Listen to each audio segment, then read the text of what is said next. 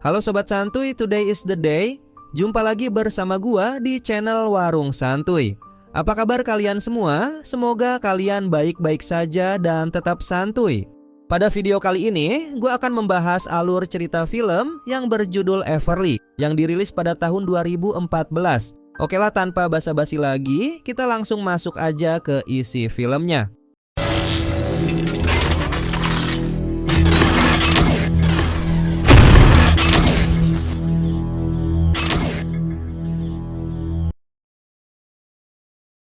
Film dibuka dengan memperlihatkan ruangan kamar mandi dengan wanita yang masuk di sana tanpa mengenakan sehelai pun busana. Ia kelihatan gemetar, menahan rasa sakit akibat kekerasan yang baru saja menimpanya. Dalam kesedihannya, ia mengambil sebuah pistol dan handphone yang disembunyikan di tempat water flush. Ia menelepon salah satu rekan detektifnya dan memberitahunya bahwa orang lain telah mengetahui rahasia mereka. Sayangnya, itu hanya pesan suara karena detektifnya tidak mengangkat teleponnya.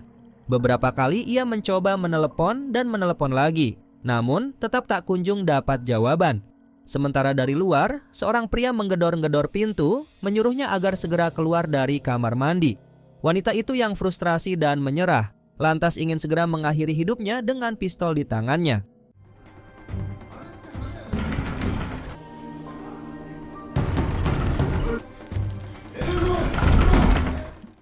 Ternyata dia bukanlah bunuh diri, melainkan menembak beberapa pria yang berada di ruangan tersebut. Sampai akhirnya ia tertembak di bagian perut oleh seorang pria yang sudah tertembak sebelumnya. Saat ia kehabisan peluru, beruntungnya pria itu sudah KO sebelum sempat menembaknya. Wanita yang ternyata bernama Everly, sesuai judul film ini, kembali ke kamar mandi untuk memeriksa lukanya. Ia terus berusaha untuk menghubungi sang detektif yang sampai saat ini belum ada kabar. Hingga tak lama kemudian, beberapa ponsel orang-orang tadi berdering bersamaan dengan sangat keras dan berisik. Suara deringnya membuatnya ketakutan karena berasal dari komplotan orang-orang itu. Everly kemudian mengambil HP salah seorang yang tumbang di sofa dan mengangkat panggilan itu. Telepon itu berasal dari orang misterius bernama Taiko, seorang bos Yakuza yang merasa kecewa pada Everly yang telah berkhianat dengan menghabisi seluruh anak buahnya. Taiko mengatakan bahwa dia mengirimkan sebuah hadiah Natal untuk Everly di dalam suatu kotak kardus di atas meja.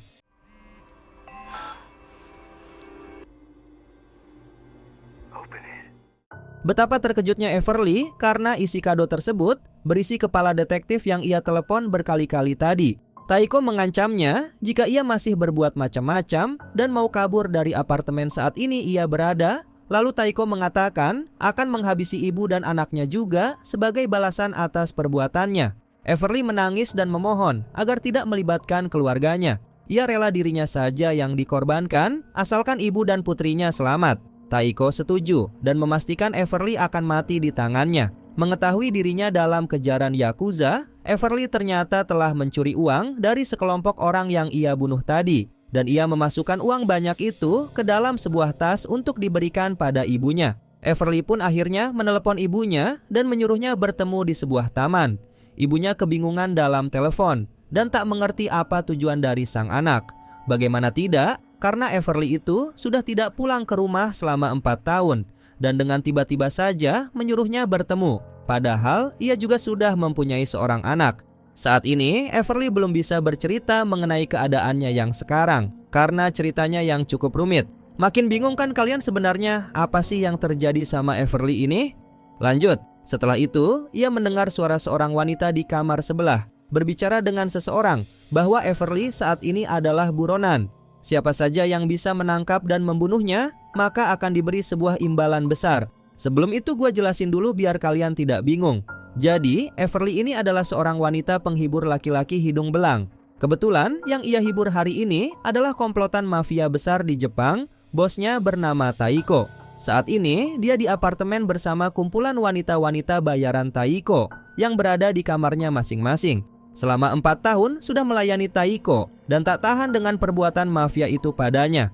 Everly bekerja sama dengan detektif di awal cerita tadi untuk merazia tempat itu dan menangkap komplotan Taiko.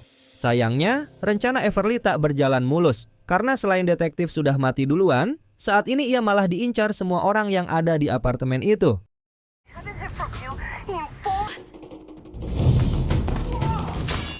Beruntungnya, Everly mampu menembak wanita itu hingga ia meninggoy. Sayangnya, ternyata tak hanya wanita tadi yang mengincarnya, karena yang lainnya segera berdatangan memburunya.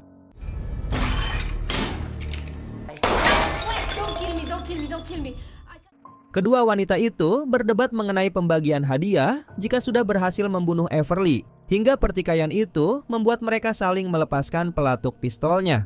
Kedua wanita itu sudah tak bernyawa. Everly dan wanita lainnya yang bernama Anna mencoba mengobatinya sebelum terlambat. Namun sayangnya, wanita berambut pirang itu sudah tak bisa diselamatkan dan mengembuskan napas terakhirnya.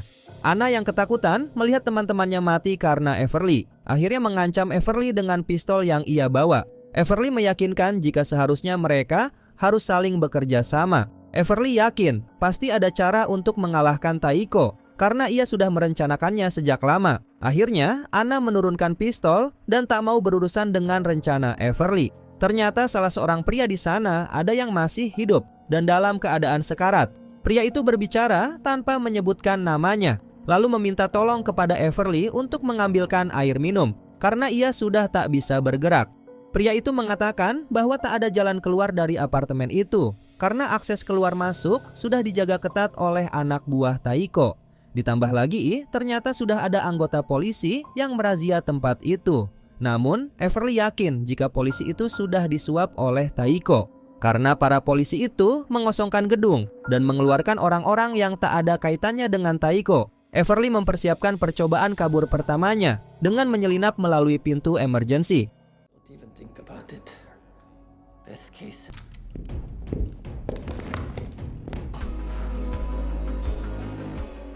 Namun ternyata Everly gagal keluar karena ketahuan polisi korup itu. Pria sekarat itu bilang jalan satu-satunya adalah menunggu dengan menghabisi siapapun yang mencoba mengancam Everly. Perkataan itu ada benarnya menurut Everly karena hampir mustahil untuk keluar dari apartemen yang dijaga polisi dan anak buah Taiko. Ia berpikir jika lebih baik ibunya yang datang ke apartemen itu saja, mengambil uang lalu pergi dari sana. Dengan segera, ia menghubungi ibunya agar berpindah haluan untuk menuju ke apartemennya sekarang. Ia memberikan alamat lengkap dan nomor kamarnya. Sebelum ibu dan anaknya datang, Everly akan bersih-bersih dan menyembunyikan mayat-mayat korban yang tergeletak di kamarnya. Ia melakukannya agar ibu dan anaknya tidak syok dengan kegiatan yang ia lakukan sebelumnya.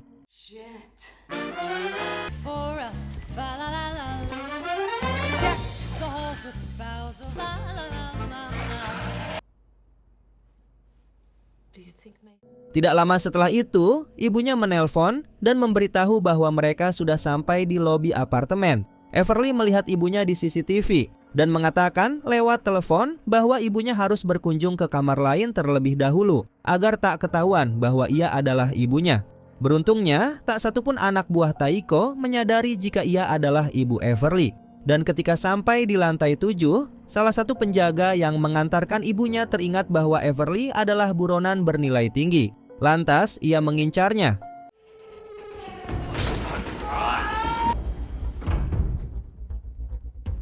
Dan akhirnya, Everly bertemu ibu dan putrinya setelah 4 tahun berpisah. Everly ingin ibunya membawa uang yang telah ia siapkan dan segera pergi dari tempat itu. Namun, ibunya ingin berbicara empat mata dan ingin mendengar kejujuran dari anaknya yang menghilang tiada kabar.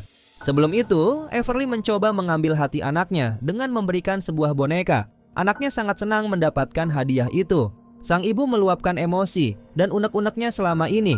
Ia stres kepikiran karena Everly hilang tanpa kabar begitu saja dan meninggalkan anaknya juga. Melihat ibunya itu membuat Everly jujur dan menceritakan semua kejadian yang menimpanya selama 4 tahun menjadi budak seorang mafia. Everly harus memastikan keselamatan keluarganya tanpa ada hubungannya dengan Taiko. Begitu pula setelah ini, ibunya harus segera membawa uang dan pergi meninggalkan Everly sendiri. Ibunya tak tahu harus berbuat apa untuk menyelamatkan anaknya. Right now, let's go. Mom, this is not a... Ibunya kaget melihat beberapa mayat tergeletak di bak kamar mandi. Beruntungnya, Everly meredam teriakannya.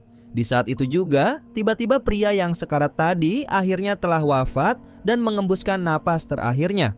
Everly memejamkan mata pria itu dan mendoakan agar ditempatkan di tempat yang terbaik. Hingga ketika merenung, mereka tak sadar jika anaknya tidak berada di sampingnya. Ternyata anaknya keluar kamar karena mendengar ada suara anjing menggonggong. Siapa sangka jika di luar sudah ada anak buah Taiko dengan anjing piaraannya. Everly mengingatkan anaknya agar tidak dekat-dekat dengan orang-orang itu hingga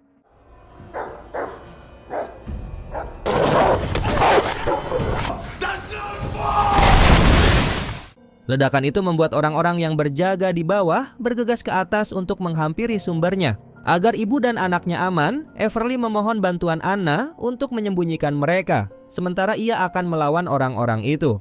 Anna akhirnya setuju karena demi keselamatan anak kecil.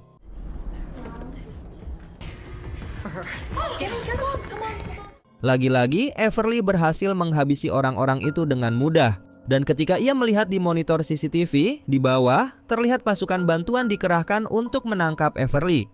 Kemudian muncul pria paruh baya misterius bersama seorang di sampingnya yang dianggapnya budak. Ia mengenalkan diri sebagai Pak Sadis. Ia yang merupakan bawahan dari Taiko mengincar Everly saat ini. Setelah berbasa-basi memperkenalkan dirinya, ia melepaskan budaknya untuk menyerang Everly.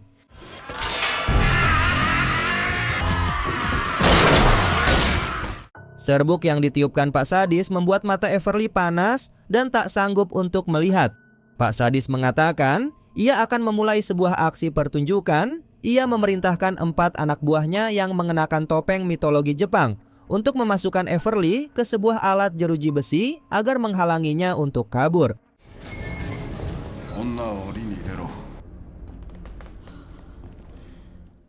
Pertunjukan itu ternyata adalah sebuah pertunjukan penyiksaan yang akan ia lakukan pada Everly.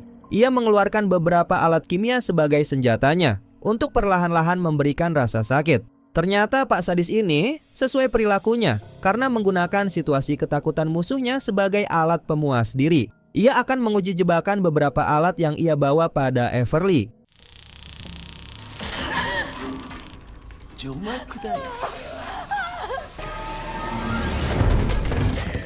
Ibu Everly pingsan dengan pukulan cepat dari Pak Sadis. Hingga akhirnya kejadian tak diinginkan terjadi di depan mata Everly. Pak Sadis meminumkan racun pada ibu Everly yang sudah tak berdaya.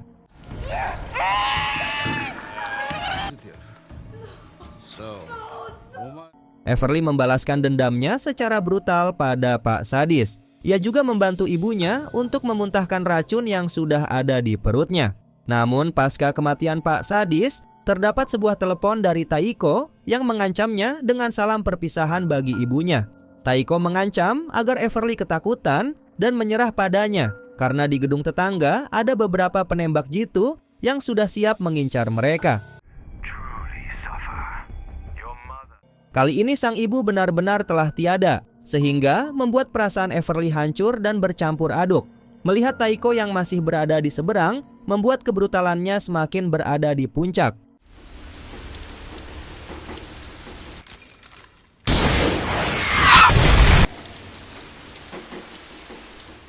Para pasukan khusus Taiko dikerahkan untuk mengecek sisa-sisa serangan itu, karena dipastikan Everly masih hidup. Dengan kecerdikannya, Everly mampu secara perlahan menumbangkan beberapa pasukan khusus yang sedang mencarinya.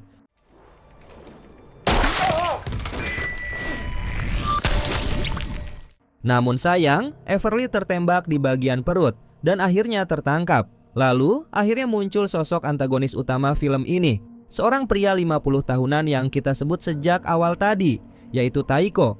Aura kehadirannya cukup keren, ala-ala mafia Jepang gitu. Kemudian Taiko menyuruh anak buahnya untuk membaringkan Everly yang kesakitan di kasur. Taiko mengintimidasi dan mengancam Everly menggunakan katana yang ia bawa. Ia mengatakan bahwa Everly hanya seorang gadis malam buangan yang sudah tak punya apa-apa. Kali ini akan habis di tangannya malam ini. Sayangnya Everly tak gentar dan membalasnya dengan kalimat lantang bahwa ia tak takut dengan mafia itu.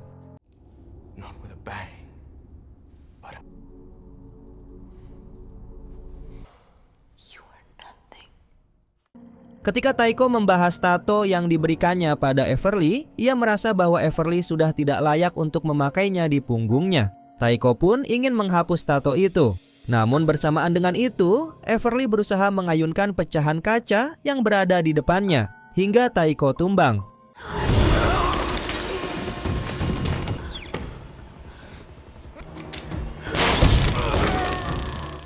Taiko masih sempat mengatakan, jika ia mati di tangan Everly, maka kehidupan bersama anaknya tak akan pernah aman. Everly memberinya sebuah pisau agar Taiko gunakan untuk mengakhirinya sendiri. Die with honor.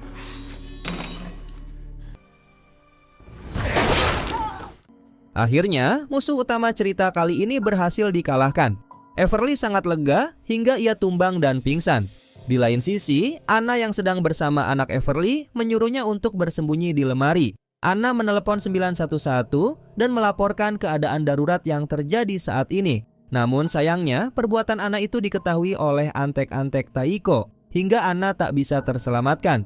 Anak Everly akhirnya keluar dari lemari dan mencari neneknya yang tak ada di sampingnya. Saat ia berjalan di lorong, tiba-tiba budak pak sadis mengikutinya dari belakang dengan membawa bilah pisau.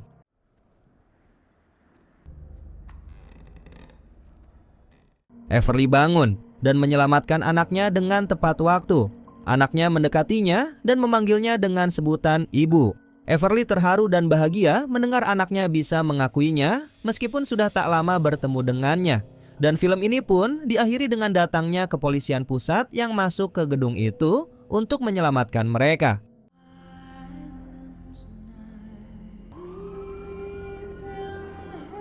Oke Sobat Santuy, itulah alur cerita film yang sudah kita bahas pada video kali ini. Menurut kalian, bagaimana pendapat kalian tentang film ini? Tulis pendapat kalian di kolom komentar.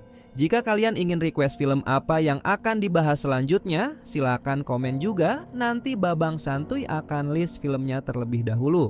Dan mungkin itu saja yang bisa gua sampaikan. Mohon maaf apabila ada kesalahan kata maupun isi video. Warung Santuy pamit dan jangan lupa untuk tetap santuy.